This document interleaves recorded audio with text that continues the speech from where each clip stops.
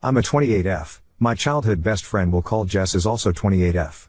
To put it simply, I don't think I'm any kind of prude, I just don't really feel comfortable with casual sex, never have. My best friend knows this and has teased me about it lightly in the past. She's been in a long-term relationship for the last 3 years, I've mostly been single while working on my degree and starting my career. Jess lives in another state with her boyfriend, so we don't hang out much anymore. So about a month ago I had a first date with a guy I'd been talking to for a bit, thought it was going places, but he gave a weird vibe on the date and I cut and ran early. On my way home I stopped at a local pub, figured I'd have a drink to unwind and people watch till it wore off. Tipsy driving is still drunk driving emo. I get there and it's pretty packed, Friday night and all, and there was no seating room at the bar. Took my drink and looked around, most of the restaurant side of the pub was someone's birthday party, but there was a small table with a seat open off to the side, with a guy reading a book there. So I say F it, I'm a social person and what's the worst thing that happens? He says no? So I ask if I can sit there for a bit, I promise we don't have to talk or anything. At this point I feel like I've fucked up because this guy up close is the hottest man I have ever seen. But he just smiled at me and gave an enthusiastic sure. A few minutes later of me sipping in silence and he says I don't mind talking, if you want to. Yeah, I want. Who are you kidding me right now? We talk for a bit and it turns out Mike, fake name, is 29, just finished his master's degree in some kind of computer learning field. I program computers to program computers, and he's living on his own for the first time. He apparently stops by the pub after work because he's right round the corner, and he's not used to the silence yet after living so long with a half-dozen siblings. We talked for a good 2 hours, about everything from dating, which he said he's basically given up on, to hobbies and tastes, and we have a near total eclipse of a Venn diagram on this stuff. I eventually sort of blurted out that I don't know why he'd give up on dating, this is the closest thing I've had to a good date in forever. Shooting my shot obliquely here lol, he gets kind of an odd look on his face and says tell you what, I have to go to the bathroom, but when I come back I'll ask you out for real. Weird, but okay? Then it all clicks, because he doesn't get up to walk away, he just rolls. In his wheelchair. And I'm thinking oh my god he wanted to give me a chance to back out of this without making it awkward. How cute can this guy be? He grinned like crazy when he got back and saw I was still there, and I basically tripped over myself saying something to the effect of so I'm free all weekend, what did you have in mind? Another hour later, we've got plans for Saturday, and he told me he has a neuromuscular disorder I can't remember the name of, my degree isn't in STEM lol, so his legs work, but the signals from his brain get misinterpreted so he doesn't have the balance or coordination for walking or standing. The pub starts switching over to the younger/rowdier crowd and he asks if I'd like to go back to his place for coffee to continue our conversation. As you have probably long since realized, I did not get any coffee or conversation till the next morning and I have zero regrets. We've been dating since and I know it's still early but I really feel like this might be the one. Onward to yesterday afternoon, my friend Jess, remember Jess? Is in town, and we go out for coffee to catch up on things. I'm gushing about Mike, but when I get to how we met she just sort of got weird and edgy. I don't remember any exact words but she essentially said that I must have a fetish for the handicapped since I broke my #1 rule and it's the best physical relationship I've ever been in. Like it's good for me because he uses a wheelchair, not because the guy puts in effort in bed? She said I've changed as a person and left without even saying goodbye. 15 years of friendship and I've never seen her like that. So here I am, asking the most objective people online, haha, if I'm an asshole or weird for being super attracted to a guy who uses a wheelchair and basically putting out immediately. He's so considerate in so many ways. His stories about his sibs are also hilarious, I can't wait to meet them. We're trying not to rush things just because it all seems so great, but they have a barbecue in May that he'd like me to come to and I am so there. He was raised around a lot of love and it shows. Update 1.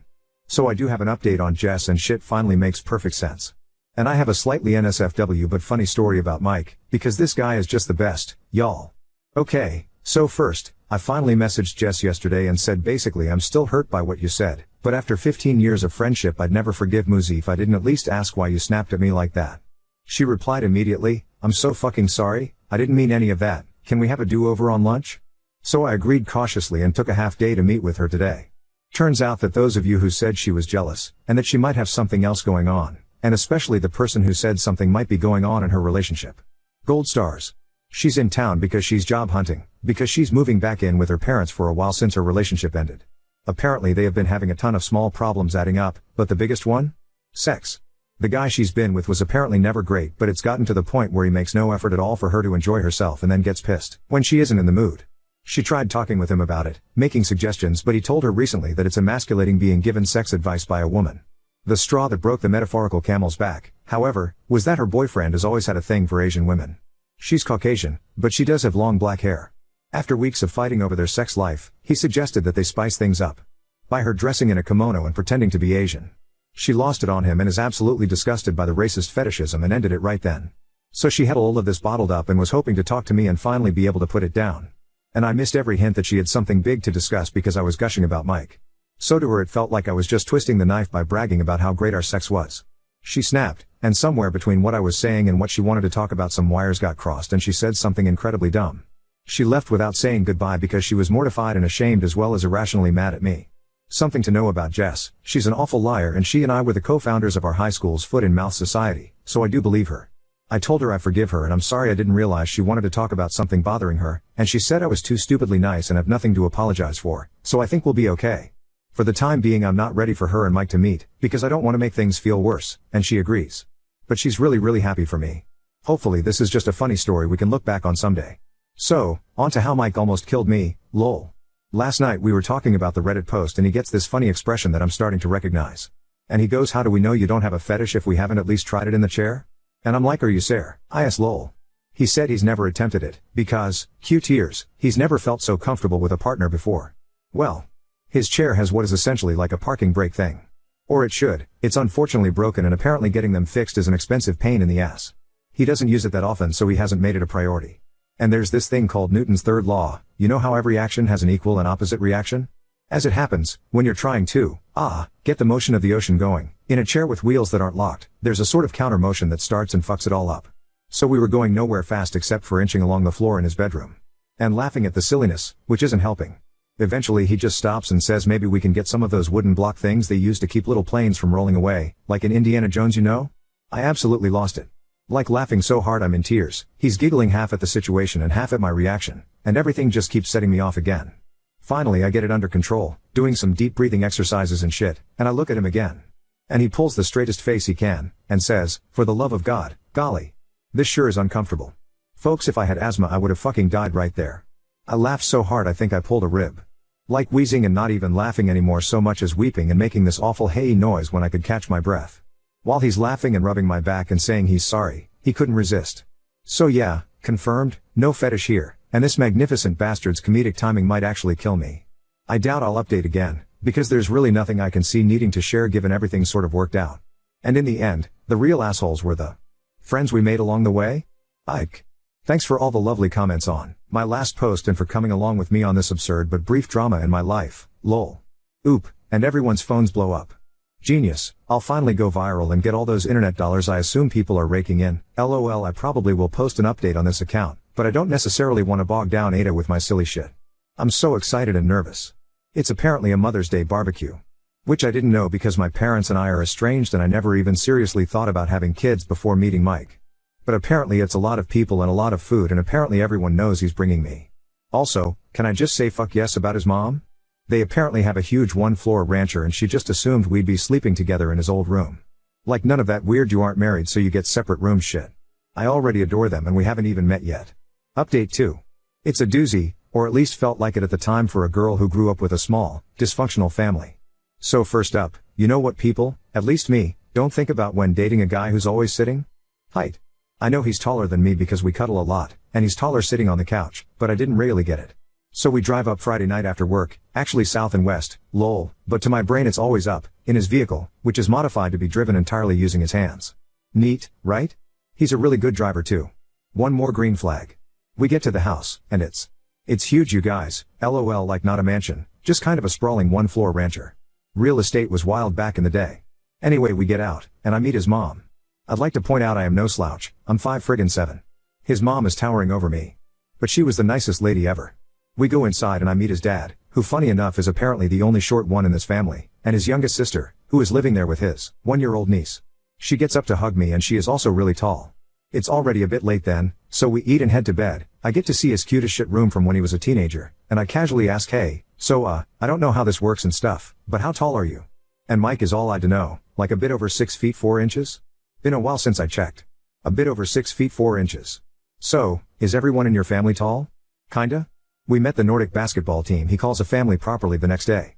Actually they're Irish, but they're blonde and tall so it conveys the idea better. The only one of reasonable height, and still taller than me, was his oldest sister, lol. They are also loud. Like not really shouting or anything usually, just present. Mike is a lot different around them, but in the cutest way, like he just beams all the time and you can see how happy he is to be home.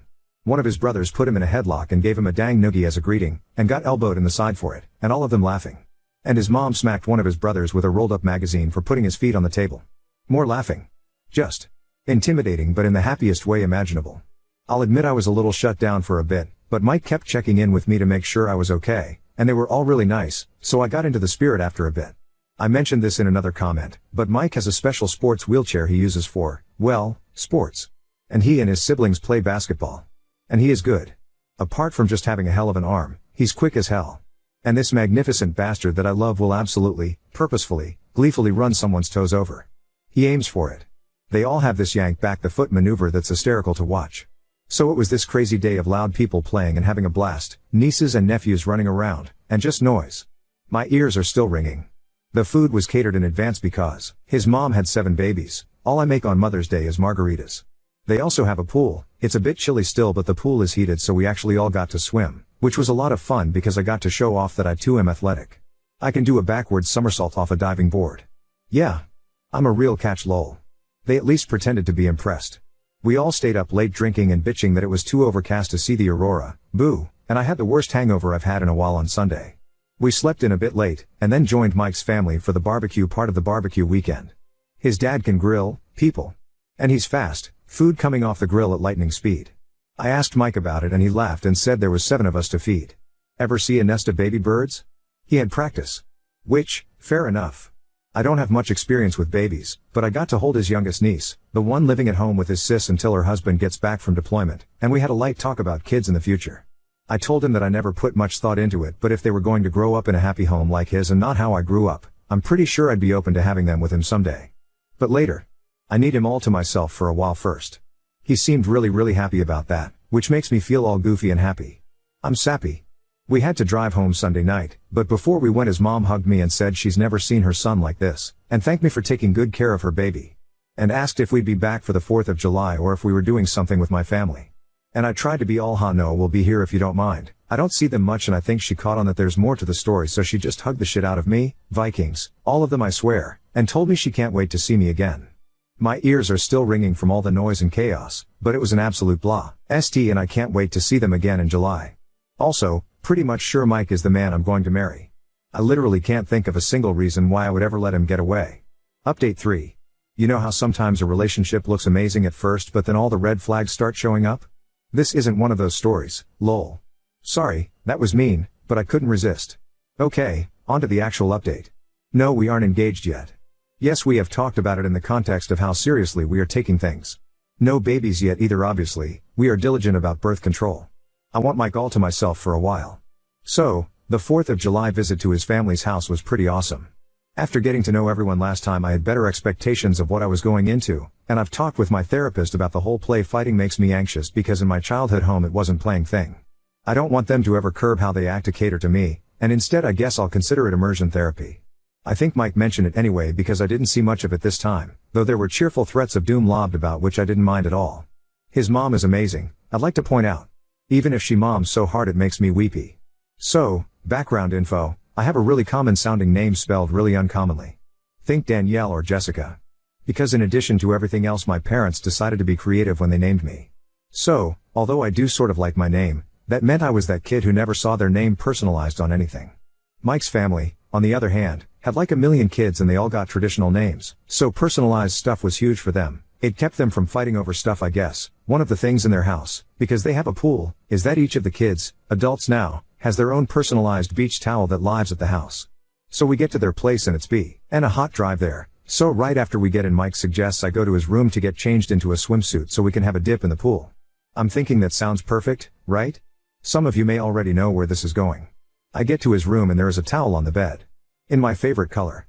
With my fucking stupid ass spelled name embroidered into it. So here I am crying over a goddamn towel and he's in the doorway watching and grinning like he just pranked me or some shit. Turns out it was her idea but she checked with Mike to make sure it was spelled right. So now I have a towel for when we visit because apparently I'm welcome. If I sound cranky it's just because I'm better at self-depreciation than I am expressing emotions in a direct way. I really am blown away and touched by how much these people have welcomed me. Mike has already sort of learned to decode the way I talk and joke, which is nice, but the first time he gently said that's not humor, that's just putting yourself down, babe, I definitely wanted to go hide under the table. He doesn't let me be mean to me. That's a thing good partners do, I guess? I wouldn't know. Again, yes, I am in therapy, I am working on myself, it's not his responsibility to put me back together, it's just something he does naturally. I literally told him one night that I was sorry I'm kind of broken, and he snorted and said at least you can walk in the most disgusted voice ever and made me laugh. I digress. So the food was once again amazing, and I kept my promise to teach his mom how to make my cinnamon bun bread pudding, so I felt like I contributed. Insert Ralph Wiggum I'm helping.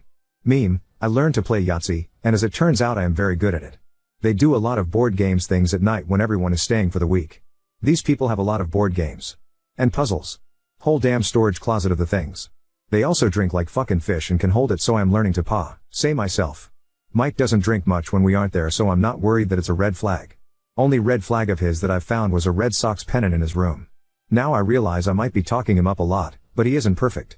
He snores, he has a habit of arguing with people on the TV when they make stupid decisions. He sometimes starts talking about things I don't understand and just goes and goes until he realizes he lost me like 15 minutes ago, and he is fastidiously tidy, which makes me feel guilty because I have bad habits to lose. I'm not used to clutter means I can't move through an area, but I'm really trying. I barely spend any time at my own place anymore, and we're definitely looking to move in together sooner than later. Yeah, so, not that much of an update, no one burned themselves on a firework or anything super exciting. I'm just in an ongoing relationship with a great guy who has a great family and things continue to look up for us. We head home tonight so we can spend some alone time Sunday. Hope everyone else had a safe and happy holiday. Update 4. I debated just posting this on my own page, but shit, like a lot of people keep asking for more, so I guess it doesn't hurt to drop my post between Ada for literally killing someone and Ada for meekly accepting my in-laws' cruelty but asking if I may wash my wounds before they flog me again. This is not an exciting update. Not engaged. No babies on the way, not even freakishly tall ones like some of you are hexing me with. But Jess finally met Mike. Sorry. I mean, I'm not sorry, I feel compelled to open with a joke and I don't know why. Anyway, real TLDR, she thinks he's amazing. She thinks it is hysterical that I'm on TikTok. I refuse to download it, and she is doing amazing. And our lives are moving forward together. Jess and I have this friend, who I will call Meg and not Tallulah despite both Jess and Mike thinking would be hilarious. Meg was planning to have a birthday party, he big 3-0, and she and Jess are close, and both presently single. They chose a local bar with outside seating, and Jess did a wait, let's check their accessibility because I've been bitching to her for the last month. And lol and be fucking hold after calling the place, they didn't have a ramp for the balcony/outside seating area. As I have been told, Jess said nope, I am meeting Mr. Thrower / Jess come on, and so they found another place that's a damn hike from everyone. But it has a great outside area with accessibility. And then we got the invite. Through Facebook because we are all basic, I guess? And Mike was stoked because they have this awesome beer selection, full stop, I hate hops so. Then Meg told us that, no, I am not using Tallulah for the 15% of you going oh but that was such a better name, they chose it because Jess wanted Mike to feel welcome. So hats off to Jess for making the comeback impression of the century, I guess. The birthday was fun, and silly, and everyone in my immediate friend group met Mike and loved him. Tons of laughter, everyone drank way too much, but fortunately we had enough heads up for a planned motel stay. Why yes, I do own a UV flashlight, why do you ask? So we and a bunch of other people didn't drive home. We actually had brunch in the bar the next day. It was absolutely awesome and I am ruined for pancakes because fluffy. Once again, I digress.